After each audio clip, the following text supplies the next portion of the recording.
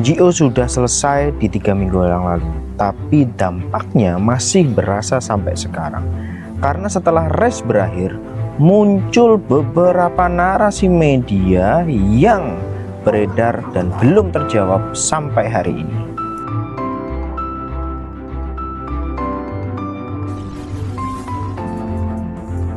Seperti yang Pak Ustadz janjikan di 2 minggu lalu, saya akan bahas sesuatu yang lebih hot lagi tentunya, mengenai drama yang terjadi di NGO. Kita tahu bahwa tim Indonesia Technotuner itu sudah dinyatakan kalah oleh event organizer. Ya. Mereka kalah secara rule. Namun kali ini yang akan saya bahas bukan lagi soal menang atau kalah, tetapi after effect. Ya.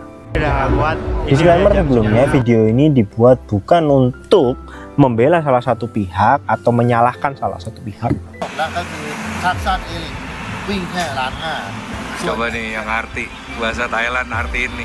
Yang pertama yang akan saya jelaskan adalah pembicaraan antara Piton Tatom Laluka dengan Jamsa atau leader dari NGO organizer.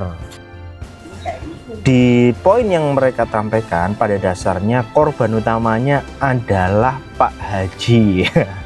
Kalian pasti tahu Pak Haji Putra itu juga ikut untuk di event tersebut. Motornya dia membayarkan sejumlah uang pendaftaran, tetapi motornya itu tidak main, ya tidak bertanding. Dan Taton Laluka menelpon Jamsa untuk mengembalikan uang tersebut. Tetapi ada beberapa 2-3 hal yang tidak bisa saya sampaikan karena one day itu akan terungkap sendiri. Long story short ya, kemudian kita ada beberapa isu yang beredar di medsos, yaitu diadakannya event OMG yang disponsori oleh Pak Haji Putra dan juga berkolaborasi dengan LMN. Nah, kita akan bahas yang pertama adalah OMG Street Outlaw.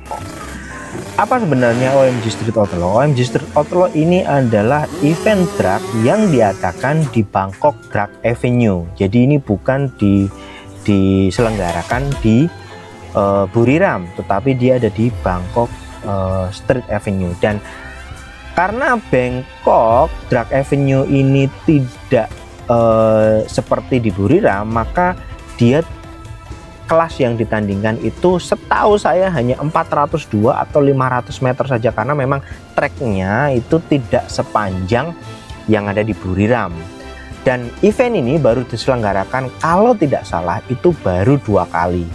Dan main sponsornya kalau di event NGO itu adalah IO yang memang terbentuk, dia banyak disokong oleh banyak brand.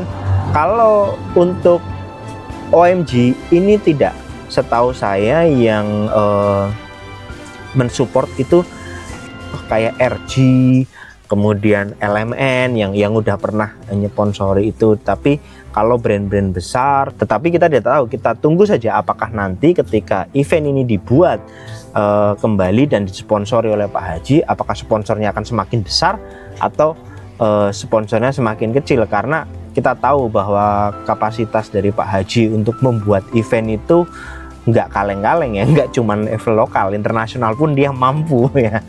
Ibaratnya Pak Haji doang yang nyponsori itu udah cukup untuk bisa bikin event ya, nggak usah pakai sponsor lain pun pasti bisa berjalan. Ngomongin soal sponsor, ada juga sebuah narasi dari salah satu media di mana kalau tim Indonesia itu di blacklist dari NGO, maka sponsor-sponsor dari NGO itu bisa kabur. Nah, narasinya kurang lebihnya adalah seperti ini.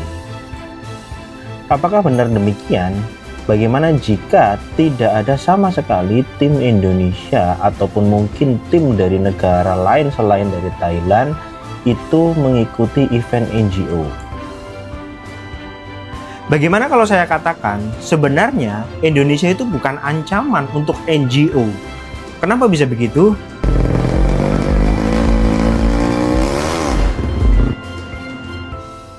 Mari kita bedah ini secara tenang dan pakai logika. Narasi ini sebenarnya keliru sejak awal, karena NGO ini bukanlah event yang sifatnya khusus untuk satu negara. NGO ini adalah event regional, ya. Indonesia itu penting, tapi Indonesia ini bukanlah satu-satunya pasar. Mengingat kalau kalian tahu bahwa di situ ada tim dari Malaysia, ada tim dari Filipina, ada tim dari Vietnam, dan bahkan ada tim dari India. Dan kita tahu sendiri bahwa NGO itu sudah berjalan bertahun-tahun sebelum ada tim dari negara lain ikut bertanding di event tersebut, ya. Satu fakta yang harus kalian ketahui bahwa ketika saya di sana, ya, saya dengan jelas nampak bahwa yang ditunggu oleh penonton, yang paling ditunggu itu adalah pertandingan Wave Avatar. Kenapa Wave Avatar yang paling ditunggu? Karena disitulah ada nama-nama besar, baik itu dari brand maupun dari mekanik, ya. Di situ Heng Supan, kemudian Tebang Cuan, Tubang Pli, dan lain sebagainya. Itu yang paling famous, dan di situ pun tidak ada namanya money game. Pure hanya untuk bertanding memperebutkan tahta siapa yang paling cepat di Thailand. Sini kuncinya. Nah, di sini kuncinya, yang paling cepat di Thailand bukan yang paling cepat se-ASEAN. Walaupun NGO ini merupakan event yang dia sifatnya regional, tetapi perlu diketahui bahwa mayoritas penontonnya, ya, tetaplah orang Thailand itu sendiri. Itu kenapa pertandingan yang paling ditunggu oleh penonton itu adalah Wave Avatar, di mana di situ sudah tidak ada batasan lagi untuk mekanik membuat mesin. Lagi batasan tentang CC, tidak ada batasan kreativitas dalam area mesin. Nah, inilah kasta tertinggi dari event NGO Racing Buriram. Minggu depan kita akan bahas khusus membahas tentang kasta tertinggi ini. Kontroversi yang terjadi di NGO Racing yang terjadi kemarin itu tidaklah sepenuhnya negatif, karena ada satu dampak positif dari terjadinya kontroversi tersebut, yaitu Indonesia akan membangun sirkuit yang proper, yang panjangnya itu 1 kilometer. Karena memang mau diakui atau tidak, sampai saat ini Indonesia belum memiliki satu sirkuit drag racing yang benar-benar proper, yang bisa untuk balapan dengan jarak 1000 meter. Di minggu selanjutnya saya akan bahas beberapa fakta mengenai balapan yang terjadi di NGO.